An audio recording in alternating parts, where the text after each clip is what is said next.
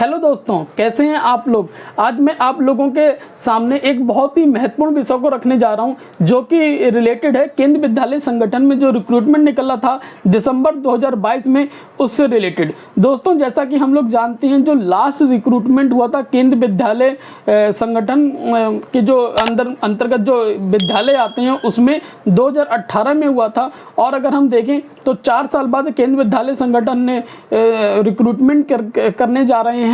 और अगर हम यहाँ पर बात करें तो इस रिक्रूटमेंट में बहुत सारे चेंजेस भी आए हैं। जैसे कि अगर मैं एग्ज़ाम पैटर्न की बात करूँ तो एग्ज़ाम पैटर्न को भी चेंज किया गया, साथ साथ जो सिलेक्शन प्रोसेस था उसको भी चेंज किया गया। अगर मैं बात करूँ एग्जामिनेशन पैटर्न में जो चेंज हुआ है वो ऑफलाइन मोड में इससे पहले तक एग्जामिनेशन हुआ था 2018 तक, लेकिन इस साल ये जो एग्जामिनेशन है ये ऑनलाइन मोड में कराने की बात की गई थी।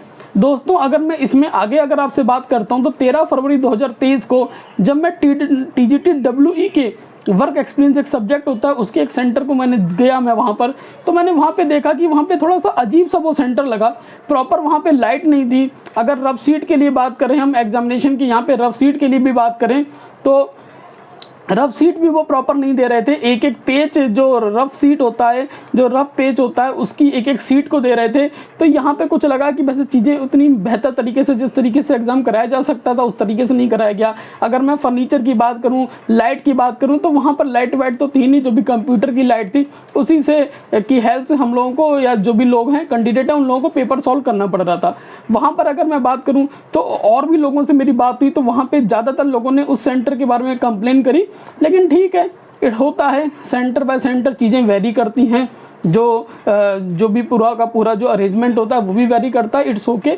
लेकिन अगर मैं बात करूं उस प्रॉपर सेंटर की तो जितने भी लोगों ने उस सेंटर पे अगर पेपर दिया होगा तो मुझे ऐसा लगता है कि 10 से 15 मार्क्स तो उनके वैसे ही कम कर लीजिए।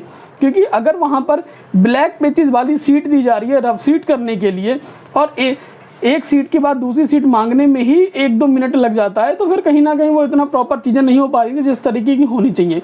लेकिन यहाँ तक तो सब फिर भी ठीक था।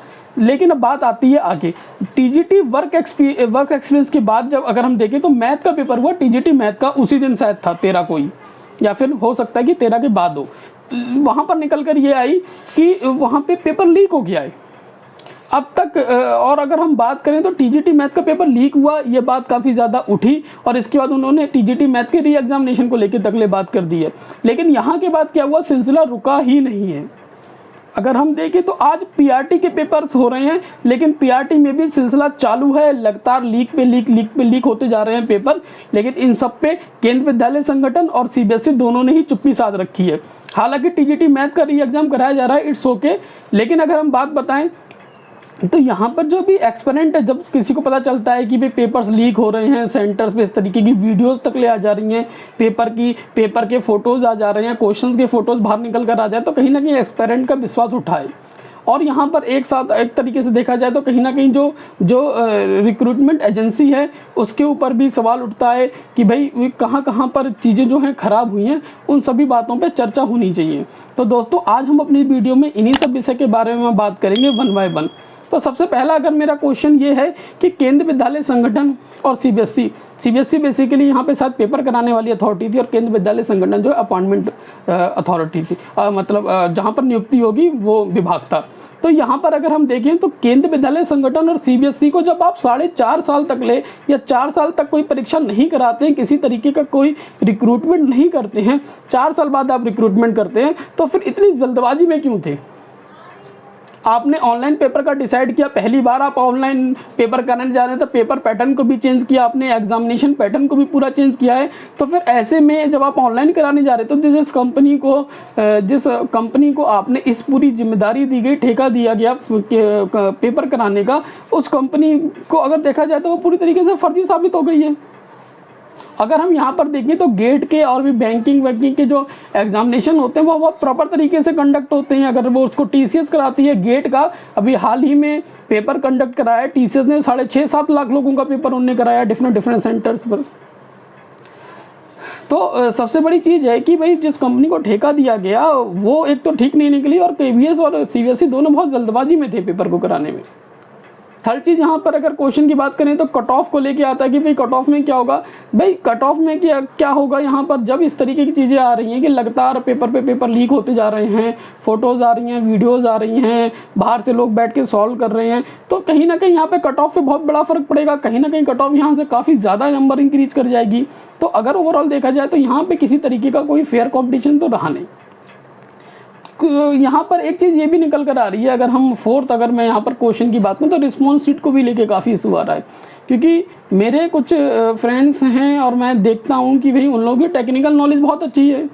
सब्जेक्ट में अगर हम देखें जो 80 नंबर से 100 नंबर का जो सब्जेक्ट का सिलेबस था उसमें उनको टेक्निकल नॉलेज बहुत अच्छी है और उन्होंने कई सारे पेपर्स भी क्वालिफाई किए। लेकिन यहाँ पर बहुत छोटे छोटे क्वेश्चंस में जो उनने बोल रहे हैं कि जो उनने ऑप्शंस लॉक किया था वो अब रिस्पॉन्स शीट में वो निकल के नहीं आ रहा है, उनका जो रिस्पॉन्स है वो अलग बता रहा है उनका, और कहीं ना कहीं उनका क्वेश्चन गलत हो जा रहा है। तो ये सारी चीज़ें भी बहुत हुई हैं कि at the time of examination बच्चे ने जो ऑप्शन लॉक किया है वो रिस्पॉन्स शीट में नहीं है, वो दूसरा लॉक दिखला रहा है। तो ये चीज़ बहुत बड़ी इशू आई है। अब न्यूज़ चैनल्स का क्या है कि उनको यहाँ पर आगे आके ये सब बातें उठानी चाहिए और इसको लेके मतलब एक तरीके से इस पर आगे फर्दर कुछ प्रोसेस करना चाहिए, उन लोगों को बात उठाना चाहिए स्टूडेंट की, एस्पिरेंट की, क्योंकि ये बहुत बड़ा और अहम मुद्दा है ये अगर देखा जाए तो। नेक्स्ट चीज़ अगर हम यहाँ पर देखें तो यहाँ पे जांच भी होनी चाहिए। अगर कुछ गलत हुआ है, चाहे वो विभाग के अधिकारी हों या फिर जिस कंपनी ने पेपर ये कंडक्ट कराया है उसको लेके अगर कहीं पर कुछ भी गलत हुआ है तो जांच होनी चाहिए और जो गलत है उसको यहाँ पर उसके खिलाफ कार्रवाई होनी चाहिए। नेक्स्ट दोस्तों अगर मैं यहाँ पर बात करूँ तो इन सब चीज़ों को लेके मेरा पर्सनल अपना ओपिनियन क्या है।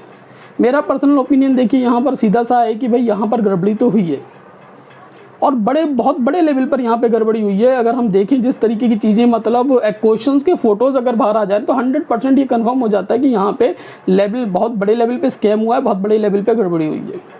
और ये नहीं है कि एक में हुई है, 2, 3, 4 पेपर्स में ये पकड़ा गया है, लेकिन ये लगभग अगर हम देखें तो पीजीटी से लेकर अभी जो पीआरटी के पेपर सभी एग्जामिनेशन में हुआ होगा।